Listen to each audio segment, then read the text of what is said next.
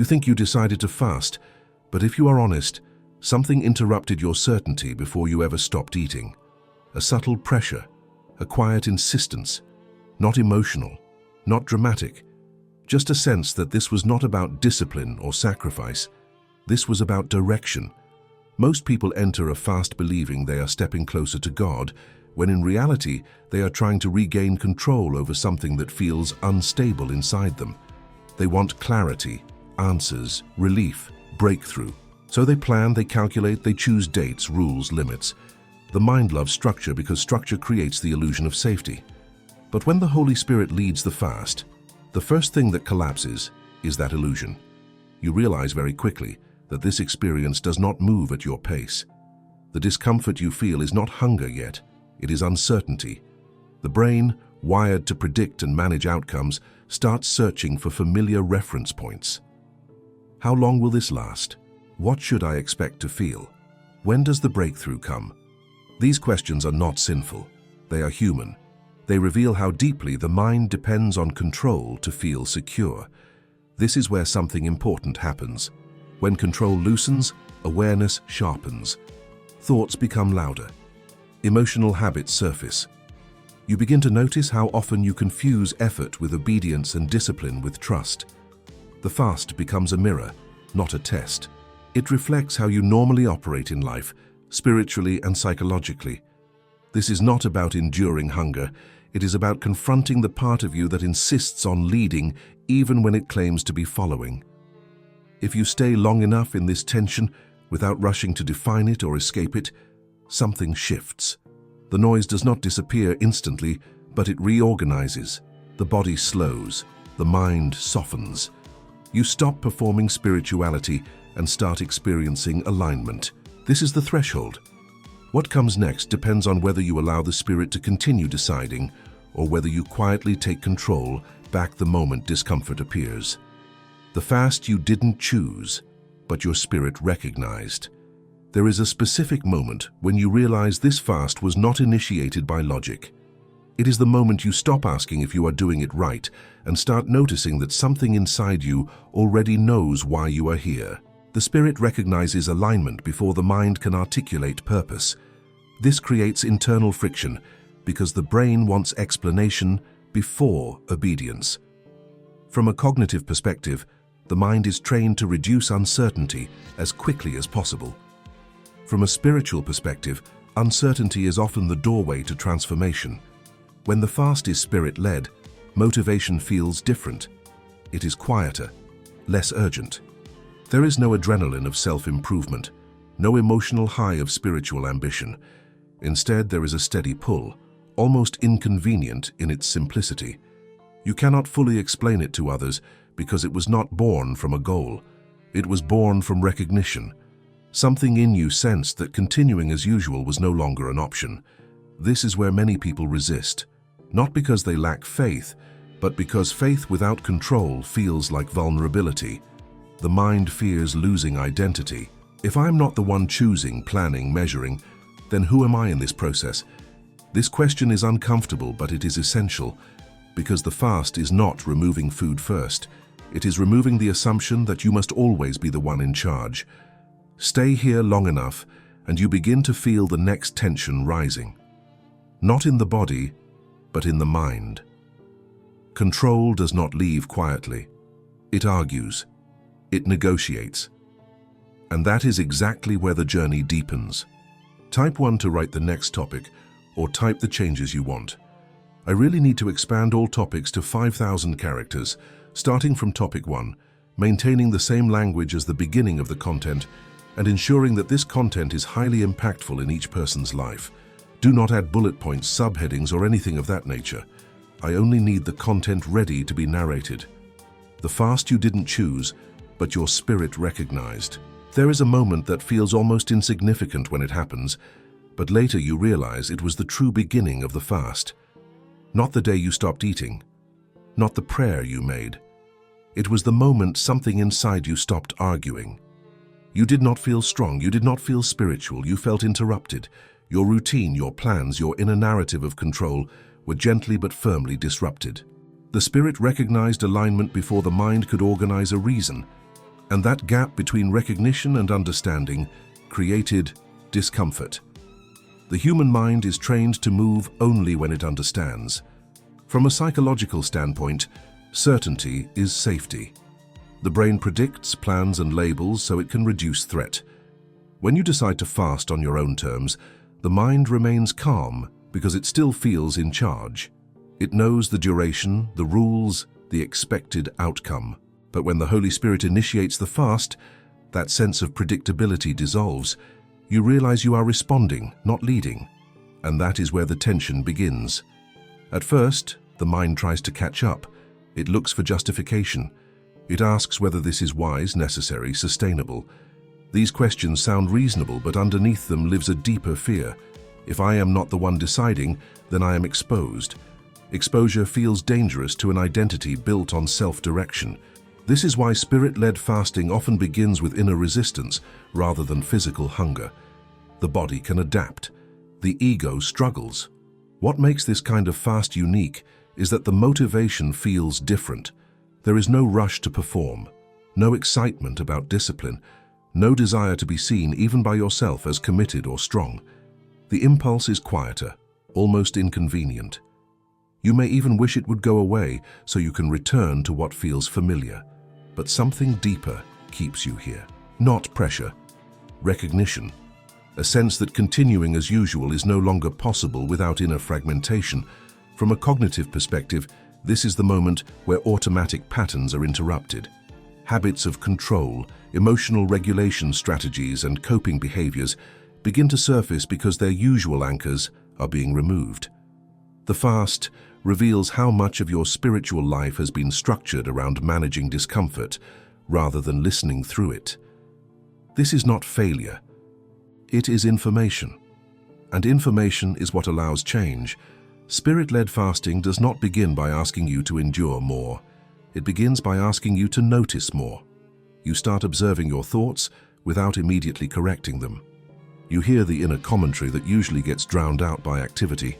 You see how often obedience has been replaced by strategy and how often faith has been reduced to effort. This awareness can feel unsettling, but it is also deeply stabilizing, because for the first time, you are not rushing to fix what you see. This is where Cartesian clarity quietly enters. Before action, there must be recognition. Before certainty, doubt must be faced honestly. You begin to realize that not knowing is not a problem to solve, but a condition to inhabit. The Spirit does not rush you toward answers. It teaches you to remain present with the question. And presence is what reshapes the mind. As days pass, something subtle shifts. You stop needing to explain the fast to yourself. You no longer search for external validation or internal reassurance. The need to control softens, not because you forced it to leave, but because it no longer serves a purpose. You are learning to be led without losing yourself, to listen without disappearing, to trust without collapsing into passivity. This is the true foundation of the fast you did not choose. It is not about surrender as loss, but surrender as recalibration. Leadership within you is changing. The voice that once rushed to decide is learning to wait.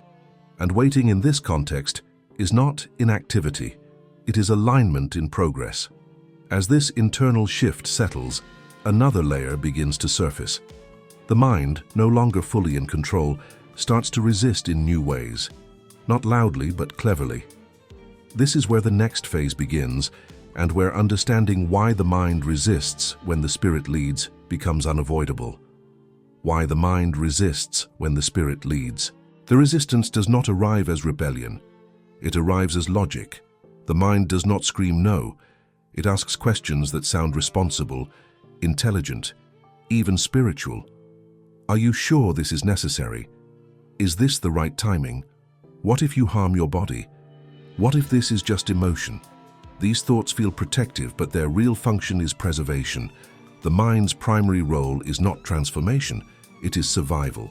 And survival depends on predictability, identity, and control. From a psychological standpoint, the brain is constantly scanning for threat. Loss of control is interpreted as danger because it disrupts familiar patterns. When the Spirit leads, those patterns are no longer reliable. The mind cannot forecast outcomes. It cannot measure progress. It cannot guarantee safety. This uncertainty activates subtle anxiety, even if you are deeply faithful. Faith does not erase biology. It invites you to relate to it differently. What makes this resistance confusing is that it often feels like wisdom. The mind frames surrender as irresponsibility. It warns you that letting go is risky, unstructured, even immature. But beneath that warning is a deeper fear. If I am not the one directing this process, then I am not essential. And if I am not essential, then who am I? This is not a spiritual question first. It is an identity question. The mind is attached to roles: the planner, the disciplined one, the spiritually committed one. When the spirit leads, those roles begin to loosen, not because they are wrong, but because they are no longer central. This threatens the ego's sense of coherence. The ego needs to feel useful to feel safe. So it resists by offering control disguised as discernment. Neuroscience helps explain why this feels so intense. When you surrender decision-making, the prefrontal cortex, responsible for planning and prediction, loses its usual dominance. At the same time, older brain systems linked to uncertainty and vigilance become more active. This creates internal tension. The body feels alert. Thoughts speed up. You may mistake this activation for spiritual unease, when it is actually the nervous system adjusting to a new hierarchy. The mistake many people make here is trying to silence the resistance. They pray harder. They push through. They shame themselves for doubting. But resistance is not an enemy to defeat. It is a signal to understand. The mind is not evil. It is inexperienced with being led. It has spent years believing that safety comes from control. Now it is being asked to trust a different source of regulation. This is where emotional intelligence becomes critical. Instead of arguing with your thoughts, you begin observing them. You notice how often fear dresses itself as reason. You see how quickly discomfort turns into the urge to intervene. This observation alone creates distance, and distance creates choice. You are no longer fused with every thought that arises. As this awareness grows, the resistance changes shape. It becomes quieter, more subtle. It no longer shouts objections. It whispers suggestions. Maybe you should shorten the fast. Maybe you should redefine it. Maybe you already learned the lesson. These are not temptations. They are attempts to regain authorship. The mind is not trying to stop the fast. It is trying to manage it. Spirit-led fasting requires something counterintuitive. You allow the resistance to exist without obeying it. You do not suppress it. You do not analyze it endlessly. You let it pass through awareness like weather. This is how the nervous system learns a new truth. Uncertainty is not danger. Being led is not annihilation. Trust can regulate just as effectively as control. Over time, the mind begins to settle, not because it won, but because it adapted. Neural pathways reorganize. Emotional reactions soften. The body learns that surrender does not equal collapse, and in that learning, resistance loses its urgency. It no longer needs to protect you from the unknown because the unknown has not harmed you. But something else emerges once resistance quiets. A more uncomfortable realization. The mind was not just resisting the spirit, it was negotiating. And those negotiations run deeper than most people are willing to admit. The hidden negotiations you make with God during fasting. Once resistance softens, something more subtle takes its place. You may feel calmer, more settled, even confident that you are finally cooperating. But beneath that calm, another process is quietly unfolding. Negotiation, not spoken aloud, not written down. Internal agreements that feel reasonable, spiritual, even humble, yet are still rooted in control. The mind no longer fights the fast. It adapts by trying to manage the terms. These negotiations rarely sound selfish. They sound faithful. I will continue if I feel peace. I will obey as long as this brings clarity. I will trust, but only if I see movement. These conditions are often invisible to the person making them because they feel like discernment. But psychologically, they serve the same function as resistance. They preserve the illusion of authorship. They allow the ego to remain involved while appearing surrendered. From a cognitive perspective, this is how the mind protects coherence. It cannot tolerate open-ended obedience for long. The brain seeks closure, reward, confirmation. It wants a feedback loop. Andrew Huberman often explains how the brain is driven by prediction and dopamine, not just pleasure. When you attach expectations to fasting, you create predictions. If I do this, then something should happen. When those predictions are unmet, frustration emerges, not because God failed, but because the brain expected a payout. Spirit-led fasting dismantles this transactional framework. It reveals how deeply conditioned you are to measure spiritual value by outcomes. You begin to notice how often your prayers include timelines, how frequently your obedience is paired with silent deadlines, how quickly trust turns into evaluation. This realization can be uncomfortable because it exposes how faith has been entangled with control for far longer than you realized. Judith Beck's work on cognitive distortions becomes relevant here. One of the most powerful distortions is conditional belief. I am safe if, I am faithful when, I am aligned as long as. These beliefs operate automatically. During fasting, when external comforts are removed, these internal rules surface clearly. You are not being judged for them. You are being shown them. What makes negotiation dangerous is not that it exists, but that it masquerades as devotion. It allows you to remain busy internally, even while appearing surrendered externally. You may continue fasting, praying, reading, but your attention is divided. Part of you is still tracking progress, still checking whether this experience matches your expectations, still deciding whether the cost is worth it. The Spirit does not confront this aggressively. It allows the negotiation to exhaust itself. You reach moments where none of your internal bargains produce relief. You realize that adjusting conditions does not restore peace. This is not punishment, it is exposure. Exposure of a fundamental misunderstanding. Obedience is not a lever, it is a posture. When the negotiations collapse, something quiet happens. You stop asking what this fast will produce and start asking who you are becoming while you remain in it. This shift is profound. It moves you from outcome-based faith to presence-based trust. The nervous system responds to this shift. Emotional agitation decreases. The body no longer braces for reward or disappointment. You are no longer performing patience. You are inhabiting it. This is where spiritual clarity begins to deepen, not because answers arrive, but because the need to force them dissolves. You start to see how often God has been invited into your plans instead of allowed to reorder them. You recognize that many of your previous fasts were structured around self-improvement rather than transformation. They refined behavior but left identity untouched. As negotiation fades, space opens. Silence becomes less threatening. Waiting feels less like delay and more like participation. You are no longer trying to get somewhere. You are allowing something to be done within you. This is not passivity. It is precision. It is the removal of interference. And once negotiation ends, another realization emerges. Discipline alone cannot carry you any further. Effort has reached its limit. What comes next requires a different capacity entirely. Discernment. When discipline stops working and discernment begins.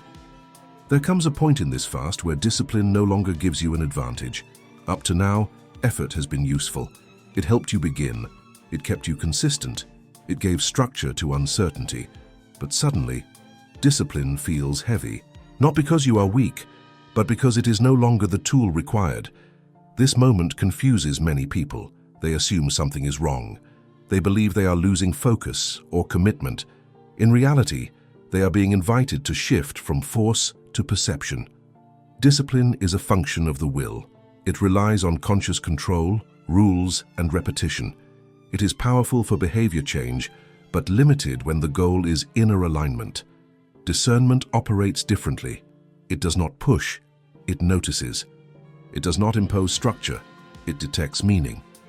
This transition is uncomfortable because it feels like losing traction. The mind prefers effort because effort creates the feeling of progress. Discernment creates stillness, and stillness can feel like stagnation to a brain trained to equate movement with safety. Psychologically, this is where cognitive control reaches its limit.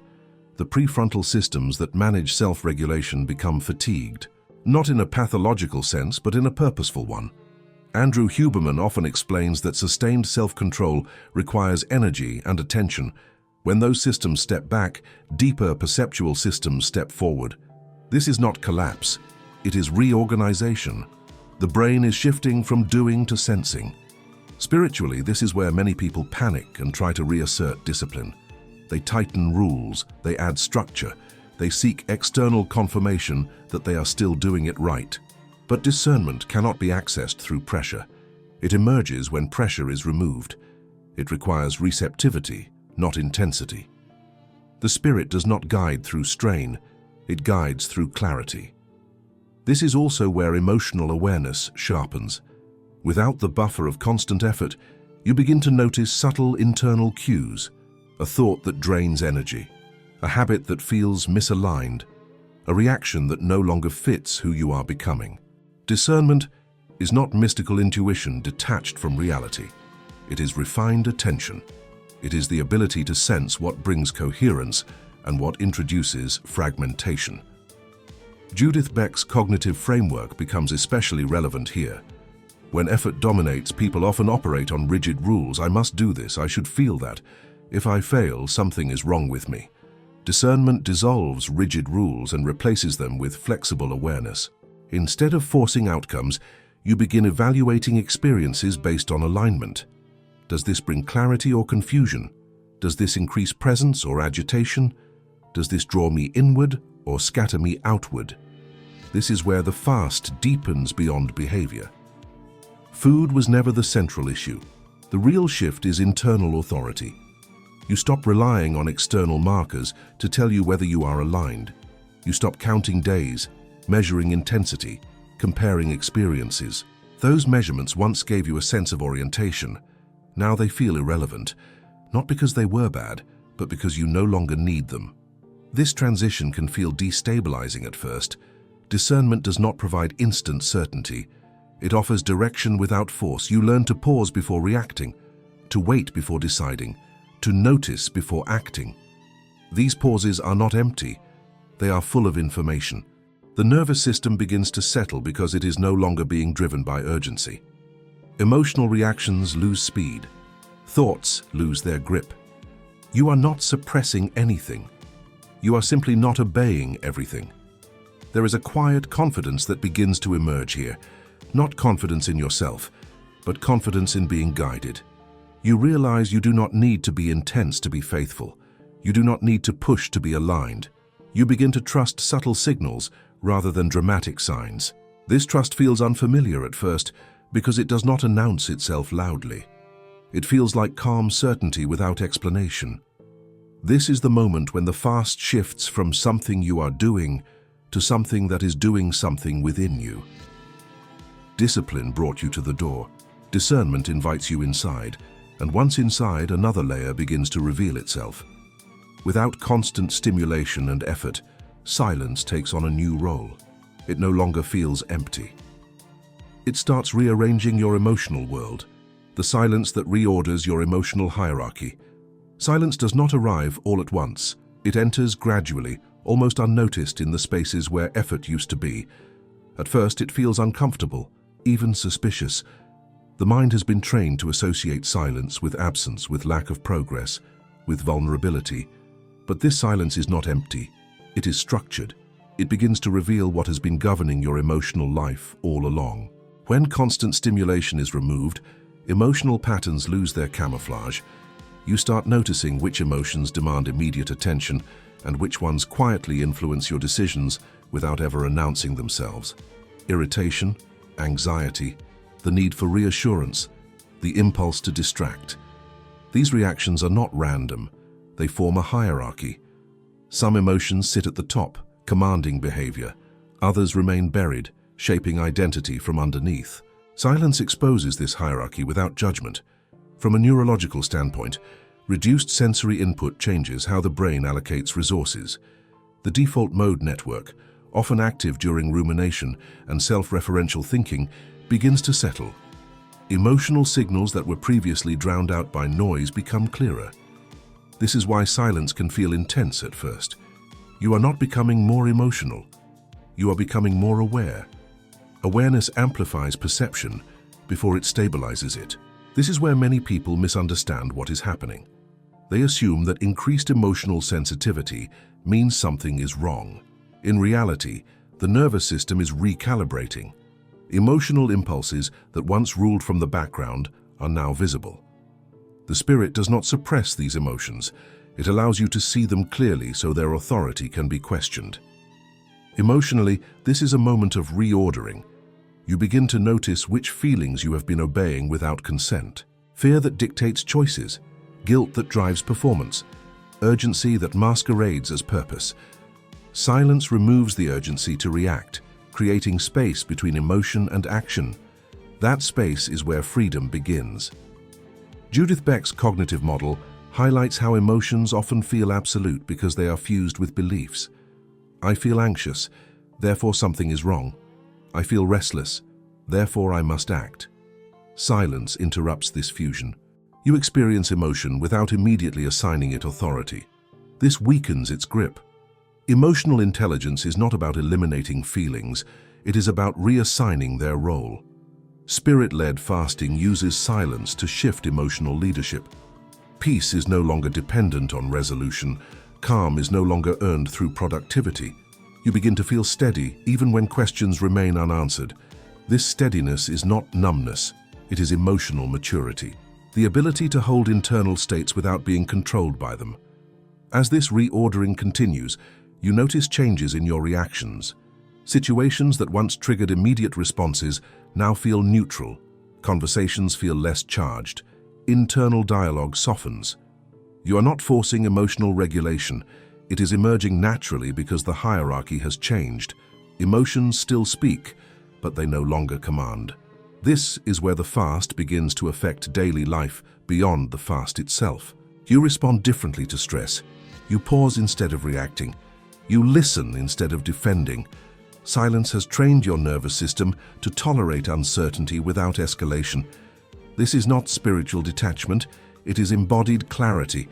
There is also grief in this process. You may realize how long certain emotions have governed you, how many decisions were shaped by fear rather than wisdom, how often urgency replaced discernment. This grief is not meant to shame you, it is meant to free you. Awareness is the beginning of choice. As silence continues to work, it reveals something even deeper. Many of the emotions that once felt overwhelming were tied to identity, to who you believed you had to be, to roles you maintained. And now, as those roles loosen, a new realization surfaces. This fast was never meant to target appetite. It was meant to confront identity itself. Why this kind of fast targets identity, not appetite? At some point, it becomes undeniable that hunger is no longer the central challenge. Your body has adjusted. The sensations that once demanded attention have softened, yet something deeper feels exposed, a subtle disorientation, a question you did not expect to face. If I am not doing what I usually do, responding how I usually respond, defining myself the way I usually define myself, then who am I right now? This is where the fast reveals its true target. Most people believe fasting is about restraint, but restraint alone never transforms identity. Identity is shaped by patterns, by repeated ways of thinking, reacting, proving, and protecting. Spirit-led fasting interrupts those patterns at their root. It removes the behaviors that reinforce your self-image and leaves you face to face with the structure underneath. Not to destroy you, but to clarify you. Psychologically, identity is maintained through consistency. The brain prefers a stable narrative, even if that narrative is limiting. I am the strong one. I am the disciplined one. I am the reliable one. I am the one who keeps it together. These identities provide coherence, but they also create pressure. They demand maintenance. When fasting removes the usual supports, those identities begin to loosen. This can feel like loss, but it is actually space. You may notice discomfort that has nothing to do with food, a restlessness that does not disappear with prayer, a vulnerability that feels unfamiliar. This is not weakness surfacing, it is honesty. Without the usual roles to hide behind, the self becomes more visible, and visibility feels risky when you are accustomed to being defined by function rather than presence. From a cognitive perspective, This is a process of diffusion. You are no longer fused with your roles, thoughts, or self-descriptions. You begin observing them instead of inhabiting them automatically. I notice the urge to be productive. I notice the need to appear composed. I notice the discomfort of not knowing how I am being perceived. These observations weaken identification, and when identification weakens, freedom increases. Spiritually, this is where many people feel exposed before God in a new way. Not exposed because of sin, but because of authenticity. You are no longer presenting a curated version of yourself. You are present as you are. This presence is not impressive, it is real. And reality is where transformation occurs. This kind of fast confronts false spiritual identities as well. The identity of the one who fasts well, the one who prays deeply, the one who understands. These identities can become barriers when they replace humility with image.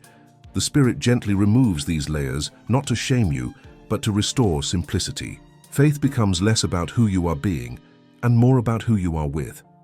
Neuroscience offers insight here too. When habitual behaviors stop, the brain's predictive models are disrupted. This creates a window of neuroplasticity. The mind becomes more flexible, more open to reorganization. New self-perceptions can form because old ones are no longer being reinforced. This is why fasting often leads to unexpected clarity about life direction, relationships, and values. Identity is being rewritten at a foundational level. This rewriting is not dramatic. It is quiet. You may simply notice that you are less concerned with proving yourself, less attached to outcomes, less reactive to how others perceive you. These are not personality changes. They are identity shifts. You are no longer anchored to who you thought you had to be secure. There is relief in this process, but also fear. Without a familiar identity, the mind asks for something to hold on to. A label, a role, a certainty. But the Spirit does not rush to provide one. Instead, it teaches you to remain present without definition, to exist without performance, to trust without a title. This is deeply unsettling for a culture that equates worth with function. But it is profoundly healing. You begin to experience value that does not fluctuate with behavior, peace that does not depend on success, confidence that does not require validation. This is not self-esteem in the traditional sense. It is groundedness. As identity loosens, something else begins to happen. The mind becomes quieter, not because you are trying to silence it, but because it no longer needs to defend a fixed self. Thoughts slow, focus sharpens, emotional regulation improves. What feels like spiritual clarity begins to emerge, but its roots are neurological as much as spiritual.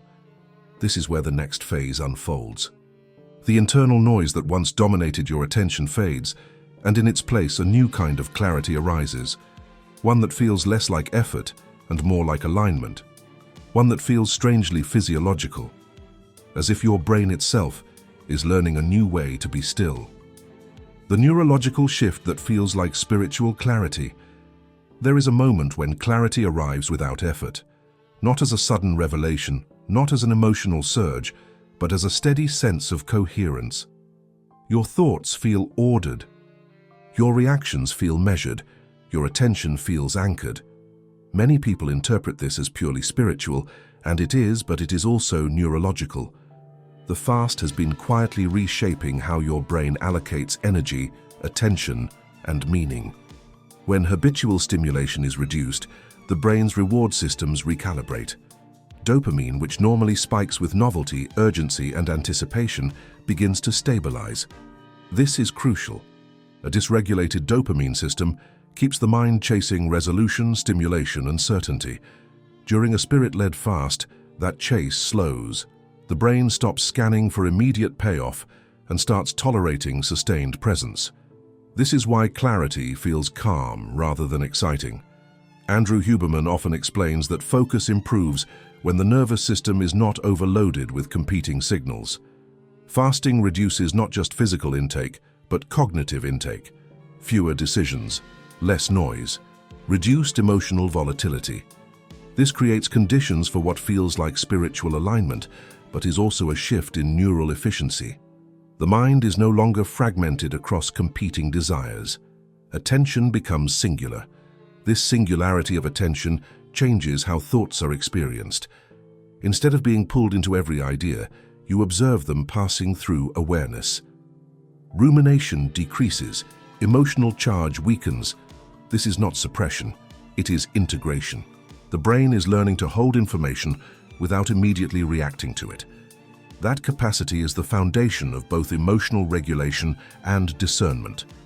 Spiritually, this is where listening deepens, not because you are straining to hear, but because there is less interference. The spirit does not speak louder, the mind becomes quieter.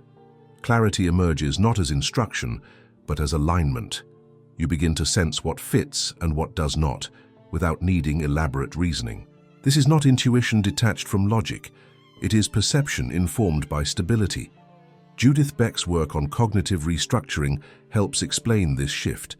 When emotional arousal decreases, distorted thinking loses its grip. Catastrophic interpretations soften. Black and white thinking dissolves. You are able to hold nuance without anxiety. This cognitive flexibility is often experienced as wisdom, but it is built on calm neural states. What surprises many people is how physical this clarity feels. Your body relaxes, breathing deepens, muscle tension decreases. This is not accidental. The parasympathetic nervous system becomes more active as threat perception decreases. You feel safe without needing certainty. That safety allows insight to land without resistance. This neurological calm also explains why obedience begins to feel easier. When the brain is no longer driven by urgency or fear, there is less internal conflict. Decisions feel simpler because fewer systems are competing for control. You are not overriding yourself. You are aligned within yourself. This is a crucial distinction. Willpower feels heavy because it requires constant override. Alignment feels light because there is nothing to fight. When people describe effortless obedience, they are not describing moral superiority. They are describing nervous system coherence. The brain and body are no longer pulling in opposite directions. As this coherence stabilizes, you may notice a subtle confidence emerging. Not confidence in outcomes, but confidence in process. You trust the clarity you are experiencing because it is grounded, not emotional. You are less reactive to doubt because doubt no longer destabilizes you. It simply passes through awareness. This is where many people mistake the destination for the journey. They believe this clarity is the final result, but it is actually a preparation. A nervous system that is calm and integrated is capable of something new. Effortless obedience is not the cause of this clarity, it is the consequence. And as this new stability settles, a shift occurs that many do not expect. Obedience stops feeling like sacrifice and starts feeling natural. Not because the standard's lowered, but because resistance has lost its fuel. The next phase is not about doing more, it is about moving without strain. The moment obedience becomes effortless, there is a precise moment when you realize you are no longer forcing yourself forward. You notice it, not because something dramatic happens, but because something stops happening. The internal debate quiets. The constant checking of motives fades. The question of whether you are doing enough loses its urgency. Obedience no longer feels like compliance, it feels like coherence. What once required effort now feels like the natural next step. This is where many people misunderstand obedience. They assume effortlessness means indifference or lack of commitment. In reality, effortless obedience is the result of alignment, not apathy. When the mind, body, and spirit are no longer in conflict, action flows without resistance. You are not pushing against yourself, you are moving with yourself. From a psychological perspective, this is the resolution of internal friction. Earlier in the fast, different systems were competing for control. Fear wanted safety, identity wanted relevance, discipline wanted structure, discernment wanted space. As those systems integrate, decision-making becomes simpler. The brain no longer needs to negotiate between competing priorities. There is one dominant signal, and it is calm. Andrew Huberman's work helps illuminate why this feels so different physically. When the nervous system is regulated, the body does not interpret obedience as threat. Cortisol levels stabilize, muscle tension decreases. Breathing becomes slower and deeper. Action taken from this state feels light because it is not accompanied by stress hormones. You are not bracing yourself, you are responding. Spiritually, this is where obedience stops being about proving faith and starts being an expression of trust. You are no longer asking, what will this cost me? You are asking, what is being aligned in me through this? That shift changes everything. Obedience no longer drains energy because it is not being extracted from willpower. It is emerging from clarity. Judith Beck's cognitive framework would describe this as a reduction in cognitive load. When beliefs are no longer rigid or conditional, behavior requires less effort. You are not fighting internal rules. You are acting from values that feel integrated. This is why obedience feels sustainable here. It is not maintained by pressure. It is maintained by meaning. This phase also reveals a quiet truth. Much of what once felt difficult was not difficult because it was demanding, but because it was misaligned. When alignment is restored, complexity simplifies. You may still face challenges. You may still experience discomfort, but there is no inner rebellion attached to them. Resistance has lost its narrative. What is striking is how ordinary this feels. There is no spiritual high, no sense of achievement, just steadiness. You wake up and do what needs to be done without drama. You stop announcing your obedience to yourself. You stop tracking how well you are doing. Those behaviors belong to an earlier phase where effort was required to override resistance. That phase has passed. This does not mean the fast has ended. It means leadership has changed. The part of you that needed to manage every step is no longer in charge. You are being guided, not driven. This guidance does not feel external. It feels internal, but not self-generated. It carries a different quality than impulse or habit. It feels precise, calm, and timely. Many people fear this stage because it feels like losing intensity. They worry that without effort, devotion will fade. But what actually fades is strain. Commitment remains. In fact, it deepens because it is no longer dependent on emotion or motivation. It is rooted in alignment. As effortless obedience becomes familiar, another subtle temptation emerges: the desire to measure it, to define it, to assess progress and outcomes. The mind, even calm, still likes metrics, but the deepest work of this fast cannot be quantified, and the next phase requires releasing measurement altogether. What the Spirit reveals only after you stop measuring progress. There is a quiet discomfort that appears when you stop measuring yourself, not because something is missing, but because something familiar is gone. Metrics have always provided reassurance. Days completed, intensity felt, insights gained, signs received. Measurement gives the mind a sense of orientation. It answers the question, am I moving forward? But when the Spirit leads, that question slowly loses relevance. Not because progress stops, but because progress can no longer be tracked the old way. Psychologically, measurement is a control strategy. It reduces uncertainty by turning experience into data. The brain feels safer when it can compare where it is now to where it was before. But this comparison keeps attention anchored to the past or projected into the future. Spirit-led fasting pulls attention into the present, and presence cannot be measured without being distorted. This is where many people feel uneasy. Without benchmarks, the mind worries it might be missing something. It wonders if clarity is fading or if growth has stalled. But this unease is not a sign of regression. It is a sign that the nervous system is learning to exist without constant evaluation. Evaluation keeps the self at the center. Presence decentralizes it. Judith Beck's cognitive work shows how self-monitoring can easily turn into self-surveillance. You are not just observing experience, you are judging it. Am I calm enough? Am I faithful enough? Am I getting results? These questions feel responsible, but they maintain a subtle pressure. When you stop measuring, that pressure dissolves, and with it, something unexpected becomes possible. Spiritually, this is where revelation deepens, not as information but as perception. You begin to notice truths that do not arrive as thoughts. You sense alignment without needing confirmation. You recognize misalignment without condemnation. This kind of knowing does not announce itself, it settles. Neuroscience supports this shift. When the brain is not engaged in constant evaluation, default attentional systems quiet down. The mind becomes receptive rather than interrogative. Insight arises more naturally because it is not being forced into a framework. This is why some of the most meaningful realizations arrive when you are no longer trying to extract meaning. Stopping measurement also dissolves comparison. You are no longer checking your experience against others or against your own past. This frees enormous cognitive and emotional energy. That energy becomes available for discernment. You begin to notice subtleties, a sense of timing, a quiet redirection, a subtle no or yes that feels grounded rather than urgent. There is humility in this phase, not humiliation but humility.